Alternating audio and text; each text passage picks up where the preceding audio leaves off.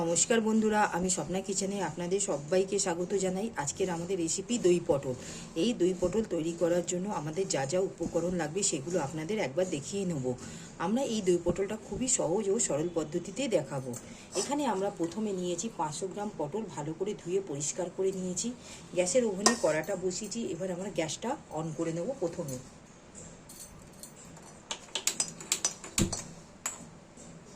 এখানে আমাদের কড়াটা গরম হয়ে গেছে, আমরা এখানে তেলটা দিয়ে দিলাম।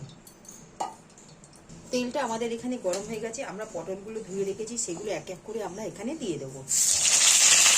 পটলগুলো দিয়ে দিয়েছি। ঠিক এই স্টেজে আমরা এখানে হলুদ গুঁড়ো আর নুনটা দিয়ে দেবো।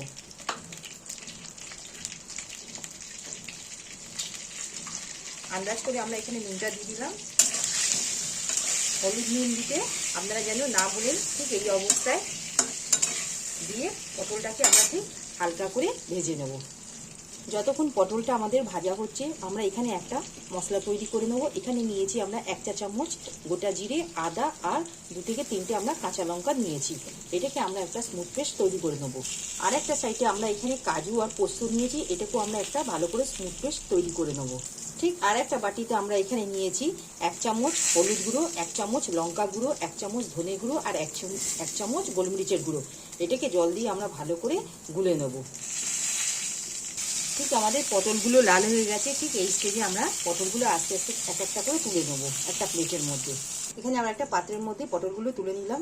ঠিক এই পটল ভাজার তেলেতেই আমরা এখানে শুকনো লঙ্কা আর কালো জিরের ফোড়ন দেবো।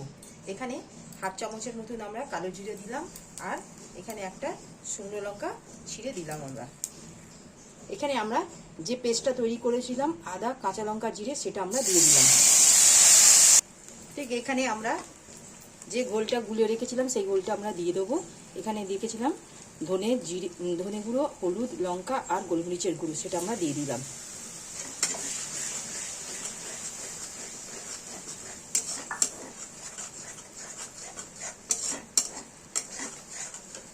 দিয়ে 1 থেকে 2 মিনিটের মতো আমরা কষিয়ে নেব। এরপর আমরা দিয়ে দেবো কাজু আর পোস্ত বাটাটা। কাজু পোস্ত বাটা দিয়ে দিলাম।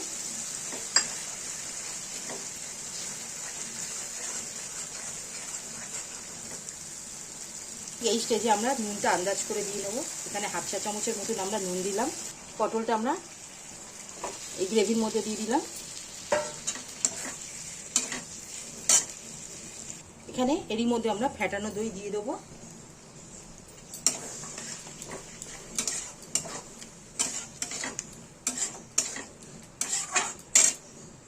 এখানে দই দিয়েছি বলে এখানে আমরা 1 চা চামচ চিনি দিয়ে দেবো।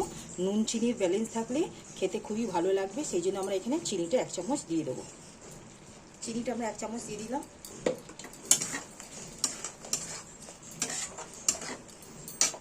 দিয়ে ভালো করে 1 থেকে 2 মিনিটের মতন আমরা কষিয়ে নেব। এখানে আমরা লঙ্কাটা একটা ভেঙে লঙ্কা দিয়ে দিলাম।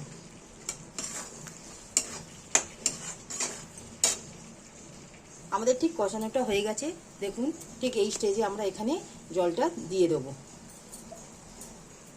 আমরা গ্রেভির জন্য এখানে জলটা আন্দাজ করে দিয়ে দিলাম।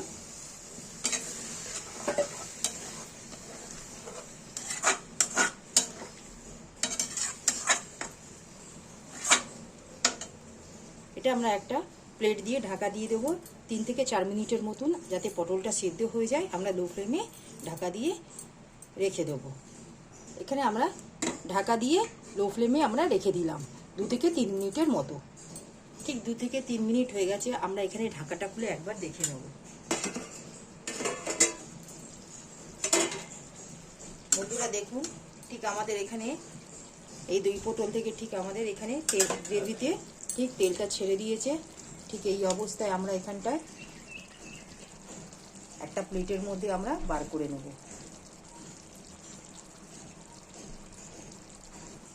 বন্ধুরা দেখুন, আমাদের এখানে দই পটলের রেসিপিটি পুরো তৈরি হয়ে গেল। নিরামিষ। এটা আপনারা গরম ভাতের সঙ্গে খেতে পারেন। এইভাবে একবার ট্রাই করে দেখবেন খেতে খুবই সুস্বাদু হয়। আজকের মতন আমরা এখানে এই দই পটলের রেসিপিটি সমাপ্ত করলাম। নেক্সট ভিডিওতে নতুন রেসিপি নিয়ে আসবো। আপনারা আমার পাশে থাকবেন। লাইক সাবস্ক্রাইব করবেন, কমেন্টে জানাবেন। ধন্যবাদ।